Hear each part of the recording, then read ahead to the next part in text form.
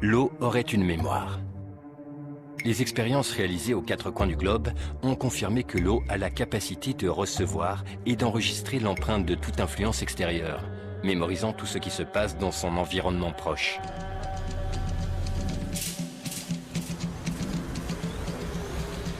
Toute substance qui entre en contact avec l'eau y laisse donc une trace. Nos ancêtres ne l'avaient-ils pas deviné quand ils transformaient l'eau ordinaire en eau curative en utilisant des récipients en argent? À ce jour, l'eau structurée ou dynamique est le meilleur antibiotique qui soit, à tel point que l'armée américaine a utilisé cette eau en Irak et en Afghanistan. Il suffit d'une molécule sur 100 millions de molécules d'eau potable pour détruire tous les germes présents dans une plaie. Le président des États-Unis utilise de l'eau structurée pour se désinfecter les mains. Alors, je me suis interrogé, comment est-ce possible? En enregistrant les informations, l'eau acquiert de nouvelles caractéristiques. Pourtant, sa composition chimique reste intacte. Dans un premier temps, on s'est penché sur la composition chimique de l'eau. Mais à la surprise générale, cela n'a abouti à rien. Car la composition chimique importe bien moins que sa structure. Quand on parle de la structure de l'eau, on parle de l'organisation de ses molécules, de la façon dont les molécules de l'eau s'agroupent entre elles. Ces agrégats d'atomes sont appelés clusters, et les scientifiques ont supposé que les clusters agissent en quelque sorte comme les cellules de la mémoire, où l'on enregistre ce qui l'entoure, telle une bande magnétique.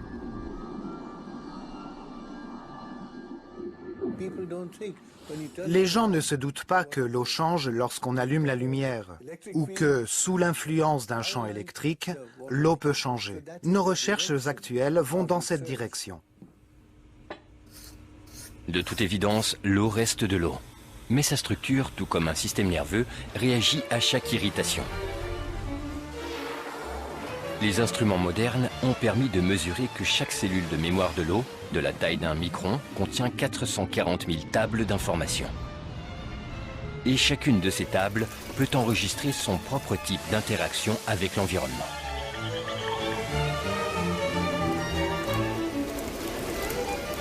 Si on considère un cluster comme un agrégat de molécules spécifiques, alors sa durée de vie est courte. Mais si on le considère comme une structure, que les molécules peuvent quitter et réintégrer à loisir, sa durée de vie s'en voit largement accrue. Et c'est justement cette stabilité de la structure du cluster qui a confirmé l'hypothèse de la capacité de l'eau à enregistrer et à stocker des informations. Peut-être que l'eau est une sorte de disque dur rempli d'informations, unique en son genre. Nous devons connaître son organisation. C'est comme un alphabet. Si je vous présente un nouvel alphabet, vous ne pourriez pas comprendre de mots ni de phrases structurées, parce que vous ne reconnaîtriez même pas ces lettres. Donc la structure moléculaire est l'alphabet de l'eau. Grâce à elle, vous pouvez composer des programmes dans l'eau et vous pouvez les modifier.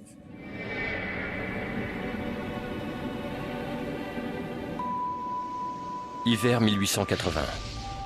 Le bateau Lara, parti de Liverpool, fait route vers San Francisco.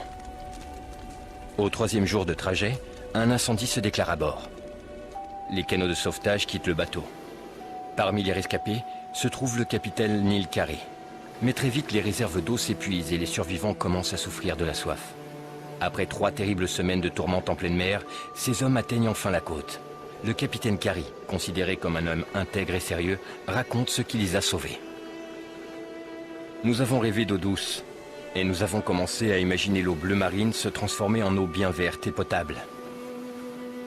J'ai rassemblé mon courage et j'ai puisé de l'eau. Quand je l'ai goûtée, elle était douce.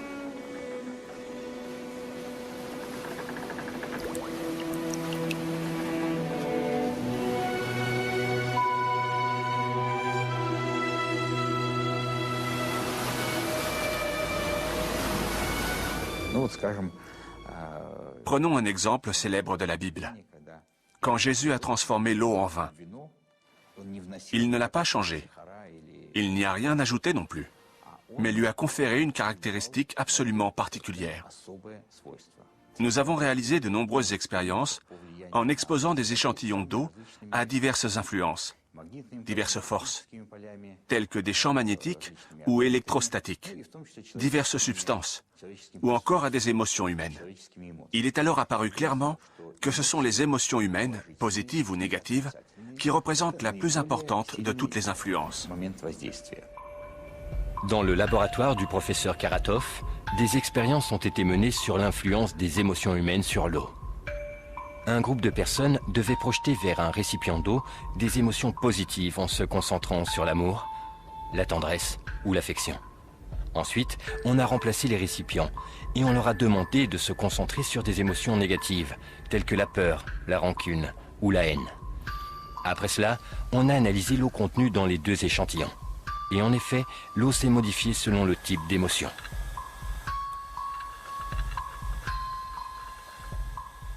On a remarqué que les émotions positives, comme l'amour, augmentent les niveaux énergétiques de l'eau et la stabilisent, alors que les émotions négatives, comme la haine, les font baisser, provoquant des changements radicaux dans l'eau. J'espère pouvoir montrer à tout le monde que l'eau a une mémoire. Dans le laboratoire du Dr Emoto, on analyse des échantillons d'eau soumis à diverses influences extérieures. Ces échantillons d'eau sont ensuite fixés et enregistrés par une congélation instantanée de l'eau pour pouvoir l'observer au microscope. Voilà à quoi ressemble une eau chauffée au micro-ondes. Ici, les effets du téléphone portable. Ici, une eau à laquelle on a dit merci. Pardon. Tu me dégoûtes.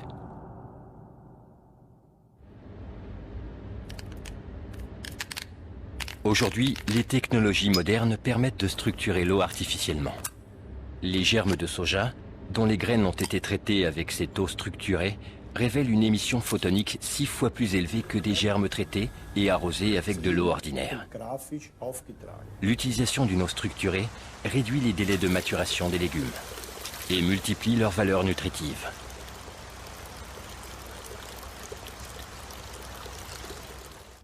Si on compare les germes traités à l'eau structurée, ils étaient longs, réguliers et forts. En revanche, ceux qui n'étaient pas traités étaient courts, fins et fragiles. On constate que les plantes issues des graines qui ont été traitées sont mûres, tandis que les légumes dont les graines n'ont pas été traitées sont encore verts. Le lien entre cette eau et la croissance des légumes et des fruits est donc établi.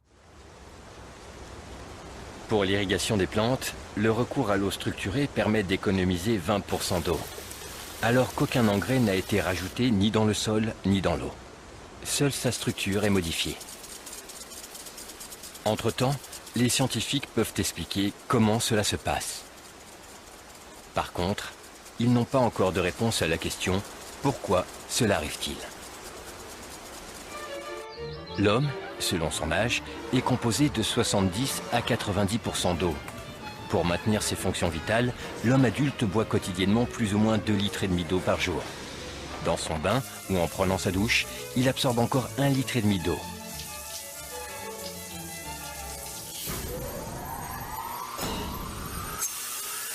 Mais avant d'arriver dans nos logements, l'eau parcourt un trajet aussi long que difficile. Avant, le bon sens voulait que les gens s'installent là où se trouve une source naturelle d'eau. Aujourd'hui, cela n'a plus aucune importance, car l'utilisation de la haute pression permet de transporter l'eau sur des milliers de kilomètres. Dans la nature, l'eau suit harmonieusement des courbes, en serpentant sensuellement. Alors que dans un réseau hydraulique, l'eau tourne des centaines de fois à angle droit.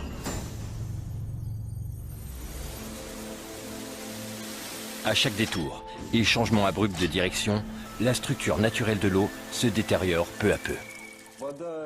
Quand l'eau du robinet arrive chez nous, après avoir traversé tout un réseau hydraulique, elle présente plusieurs cristaux de formes diverses. Mais leurs structures sont toujours déformées. Voilà à quoi cela ressemble. Les cristaux s'assemblent d'une façon chaotique, sans esthétique ni aucune symétrie. L'eau qui stagne dans un système de chauffage central est inanimée et croupie, sans un processus vitalisant. Elle aspire ou absorbe l'énergie des gens, des plantes et des animaux qui y habitent. Elle leur vole cette énergie.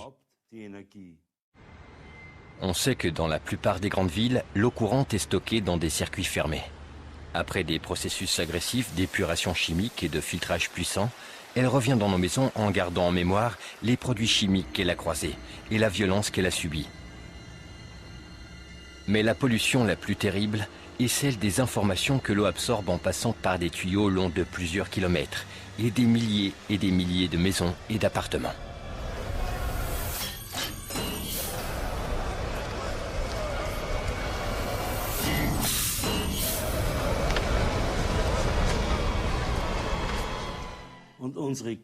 Nous polluons spirituellement l'eau et nous le faisons de plus en plus.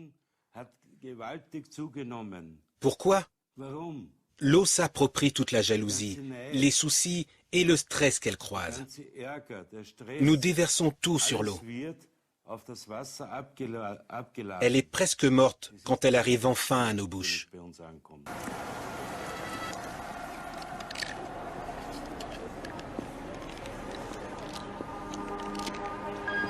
Cette exposition dans le métro nous vient du Japon.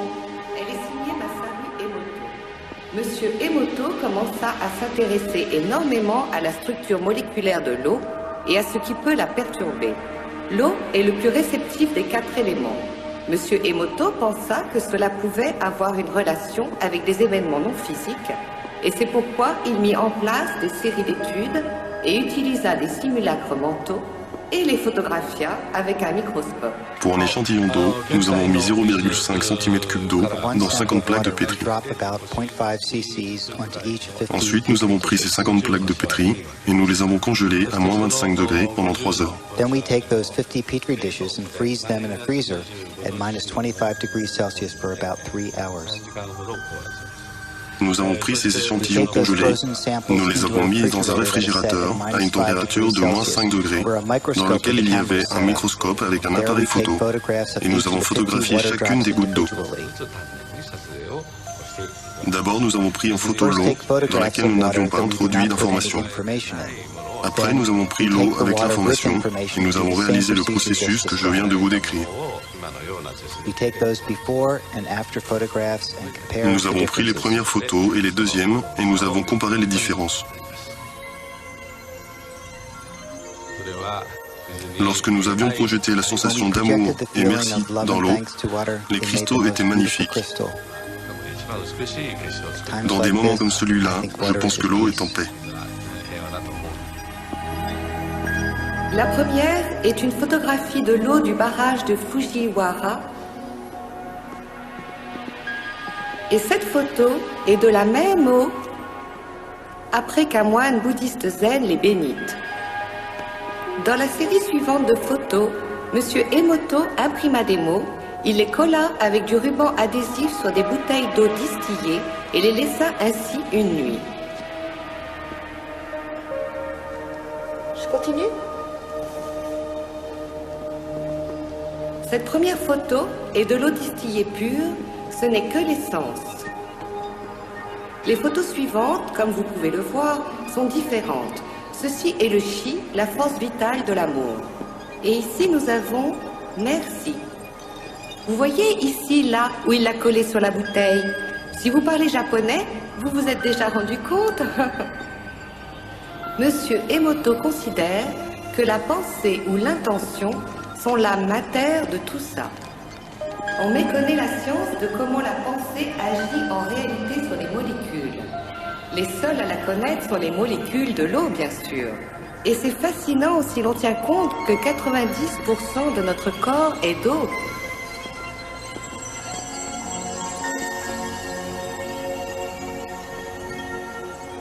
Il y a de quoi réfléchir, n'est-ce pas? Si la pensée seule fait cet effet à l'eau, quel effet ont les pensées sur nous?